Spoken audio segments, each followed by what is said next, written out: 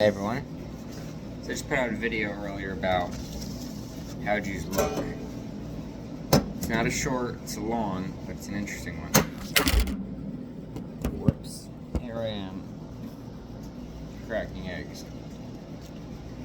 Now, according to Judaism, does a Jew need to crack the eggs or could a non-Jew crack the eggs? Of course a non-Jew could crack the eggs. What they need to do is see a blood spot. If they see a blood spot, they have to remove the blood spot because some people think, well, if there's a blood spot, you have to throw out the whole egg. That's not necessarily so. It depends if the chicken was fertilized or not. If the egg was fertilized, then it would turn into an actual chicken. And there's a blood spot, then we can't eat the entire egg. Generally, with today's eggs, they're not fertilized to begin with, so you just be able to just remove that blood spot and eat the rest. But some people just throw it out anyway. Some people think non-Jews can't crack eggs. Of course they can, except they just need an additional motivation.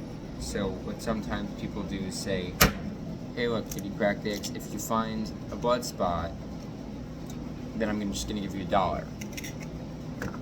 Because they need an extra motivation to find the blood spot, because the motivation can't be, well, in Judaism, we're not allowed to eat blood spots because they're not Jewish. So, you know, a motivation like, oh, because like if a Jew were to eat, you know, this blood, you know, it would be a sin for him.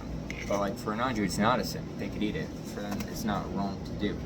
So it's hard for motivation, for someone to be motivated to something that doesn't apply to them.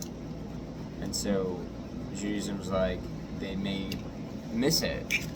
They may miss it because what's the motivation to really care that much? They're allowed to eat it for themselves, you know, and so that's why we're supposed to just give them an additional motivation, and then they can crack as many eggs, and no, there doesn't need to be a Jewish person cracking those eggs. So I share that with you. Take care.